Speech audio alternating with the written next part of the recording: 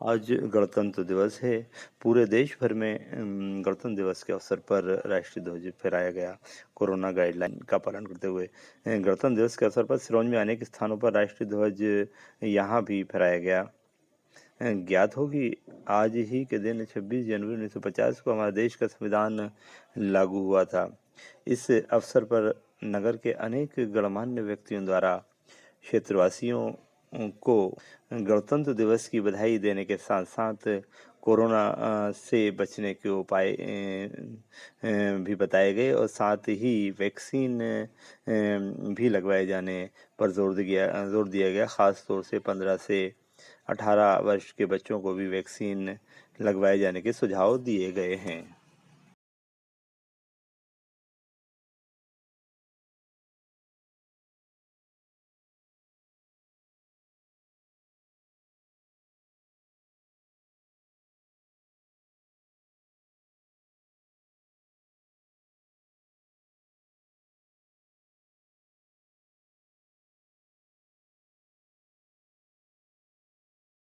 तो भारतवासियों की विनम्र आदरांजलि है।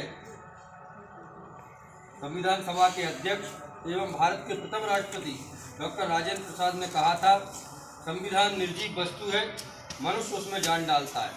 इसलिए संविधान बन जाने के बाद आवश्यकता इस बात की है कि इसके संचालन के लिए सच्चे देश सेवक निकलें और निस्वार्थ भाव से देश हित और लोकहित के लिए काम में लाएं।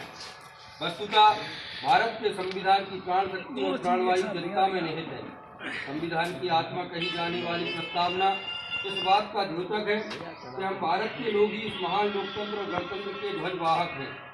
ये इस देश की जनता की ही महिमा है कि सदी की सबसे बड़ी कोरोना महामारी के डर से जब पूरी दुनिया डगमगाने लगी, तब भारत फौलाद की तरह टिका रहा और मजबूती से लड़ता रहा। यह इस देश की जनता का ही प्रताप है कि एक समय भारत को जादू टोने वाला देश बताने वाली दुनिया आज उसकी प्रगति और प्रतिभा के आगे दांतों तले उंगली दबा रही है। देश के जन जन के हृदय में बसने वाले को प्रारंभ में ही भांप लिया था। 2 वर्ष पूर्व जब पूरे विश्व पर कोरोना संकट के चलते भय, आशंका और निराशा के बादल छाए हुए थे, तब उन्होंने भारत में ही वैक्सीन विकसित करने के लिए टास्क फोर्स गठित की थी। उन्होंने दवाई भी और कड़ाई भी का नारा दिया। बचाव का टीका सबसे कम अवधि में विकसित कर लिया। प्रधानमंत्री जी के मार्गदर्शन में दिनांक 16 जनवरी 2021 से विश्व का सबसे बड़ा टीकाकरण अभियान प्रारंभ हुआ। अब तक पूरे देश में टीके के 162 करोड़ से अधिक डोज लगाए जा चुके हैं। यह प्रधानमंत्री जी की असाधारण दूरदर्शिता का ही परिणाम है कि मुफ्त त्वरित वैक्सीनेशन तो आत्मनिर्भर बनाने का बीड़ा टीम मध्य प्रदेश ने उठाया है। आत्मनिर्भर मध्य प्रदेश रोड मैप के 4 स्तंभों भौतिक, अधोसंरचना, सुशासन, शिक्षा एवं स्वास्थ्य तथा अर्थव्यवस्था एवं रोजगार के लक्ष्यों को समय सीमा में प्राप्त करने के लिए team Madhya Pradesh mission mode में कार्य कर रही है। प्रदेश में गुणवत्ता युक्त भवनों के समय सीमा में निर्माण कार्यों को पूर्ण करने के लिए मध्य प्रदेश भवन विकास निगम का गठन किया जा रहा है। मध्य प्रदेश अब ऊर्जा के 5173 मेगावाट थी, जो सरकार के प्रयासों से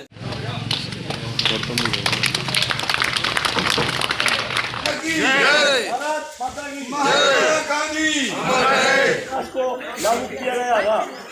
आज इस अवसर पर मैं संविधान निर्माता बाबा साहब अम्बेडकर, संविधान सभा के सभी सदस्यों एवं देश के गणतंत्र संग्राम, स्वतंत्रता संग्राम के सेनानियों का सांस ले रही है। महात्मा गांधी, पंडित जवाहरलाल नेहरू, पंडित मोतीलाल नेहरू, डॉक्टर लोहिया, मौलाना आजाद, गोपाल कृष्ण गोखले, सरदार भगत सिंह, राम प्रसाद बिस्मिल, चंद्रशेखर आजाद, राजगुरु, अशफाकुल्ला खान, रानी लक्ष्मीबाई, तात्या टोपे, रानी दुर्गावती, बिरसा मुंडा, टंट्या भील जैसे अनेक क्रांतिकारी और महान नेताओं व सेनानियों के स्मरण के बिना भारत की आज़ादी के संघर्ष का इतिहास पूरा नहीं होता। मैं आज देश के सभी स्वतंत्रता संग्राम सेनानियों को प्रणाम करता हूँ। आज हम पहुंचे हैं कांग्रेस के वरिष्ठ नेता, बल्कि यूँ कहा जाए वरिष्ठतम नेता अनीस नेता जी के घर पर निवास पर हम उनसे जानना चाहेंगे कि क्षेत्रवासियों को क्या संदेश देना चाहेंगे गणतंत्र दिवस के अवसर पर। जी सर्वप्रथम तो मैं समस्त सिरोंजवासियों को गणतंत्र दिवस की शुभकामनाएं देना चाहता हूँ। कोरोना काल में क्या कहना चाहेंगे क्षेत्रवासियों से? कोरोना काल में सबसे पहले तो यह है कि सोशल डिस्टेंसेज, एक आदमी के बीच में कम से कम 4 फीट की दूरी बनाए रखें, मास्क हमेशा लगाए रखें और ध्यान रखें, क्योंकि ये बीमारी जो है वो खतरनाक बीमारी है। इससे एक बात और है, ख़ास बात यह कि इससे भय न करें। बीमारी आती हैं वो चली जाती हैं, लेकिन जो प्रिकॉशन जो डॉक्टरों ने दिया है उसका पालन करते रहें और खुशहाल रहें। धन्यवाद। जय हिंद।